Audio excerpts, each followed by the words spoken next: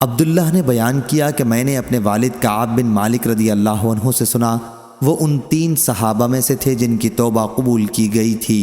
انہوں نے بیان کیا کہ 2 غزووں، غزوہ اسرت یعنی غزوہ تبوک اور غزوہ بدر کے سوا اور کسی غزوے میں کبھی میں رسول اللہ صلی اللہ علیہ وسلم کے ساتھ جانے سے نہیں رکا تھا۔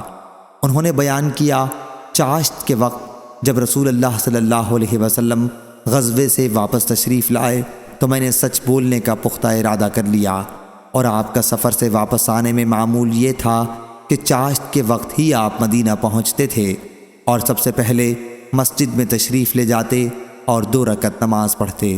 بہرحال آپ صلی اللہ علیہ وسلم نے مجھ سے اور میری طرح عذر بیان کرنے والے 2 اور صحابہ سے دوسرے صحابہ کو بات چیت کرنے سے منع کر دیا۔ ہمارے علاوہ اور بھی بہت سے لوگ جو ظاہر میں مسلمان تھے اس غزوے میں شریک نہیں ہوئے، لیکن آپ نے ان میں سے کسی سے بھی بات چیت کی ممانعت نہیں کی تھی۔ چنانچہ لوگوں نے ہم سے بات چیت کرنا چھوڑ دیا۔ میں اسی حالت میں ٹھہرا رہا، معاملہ بہت طول پکڑتا جا رہا تھا۔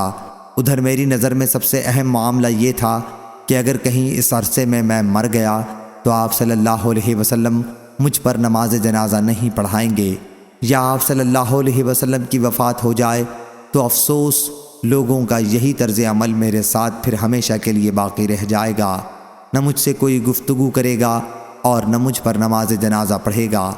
آخر اللہ تعالیٰ نے ہماری توبہ کی بشارت آپ صلی اللہ علیہ وسلم پر اس وقت نازل کی جب رات کا آخری تہائی حصہ باقی رہ گیا تھا۔ آپ صلی اللہ علیہ وسلم اس وقت حضرت ام سلمہ رضی اللہ عنہا کے گھر میں تشریف رکھتے تھے۔ حضرت ام سلمہ رضی اللہ عنہا کا مجھ پر بڑا احسان و کرم تھا اور وہ میری مدد کیا کرتی تھیں۔ آپ صلی اللہ علیہ وسلم نے فرمایا، ام سلمہ کعب رضی اللہ عنہ کی توبہ قبول ہو گئی۔ انہوں نے عرض کیا، پھر میں ان کے یہاں کسی کو بھیج کر یہ خوشخبری نہ پہنچوا دوں؟ آپ صلی اللہ علیہ وسلم نے فرمایا، یہ خبر سنتے ہی لوگ جمع ہو جائیں گے اور ساری رات تمہیں سونے نہیں دیں گے۔ چنانچہ حضرت صلی اللہ علیہ وسلم نے فجر کی نماز پڑھنے کے بعد بتایا کہ اللہ نے ہماری توبہ قبول کر لی ہے۔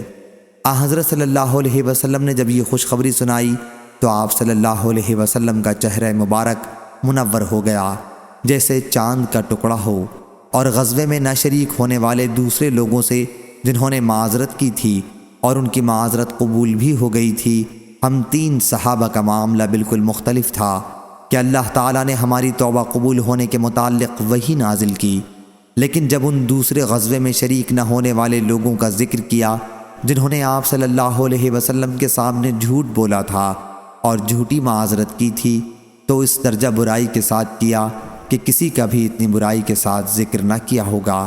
اللہ تعالیٰ نے فرمایا، یہ لوگ تمہارے سب کے سامنے عذر پیش کریں گے، جب تم ان کے پاس واپس جاؤ گے تو آپ کہہ دیں کہ بہانے نہ بناؤ، ہم ہرگز تمہاری بات نہ مانیں گے، بے شک ہم کو اللہ تمہاری خبر دے چکا ہے، اور ان قریب اللہ اور اس کا رسول تمہارا عمل دیکھ لیں گے۔ آخر آیت تک۔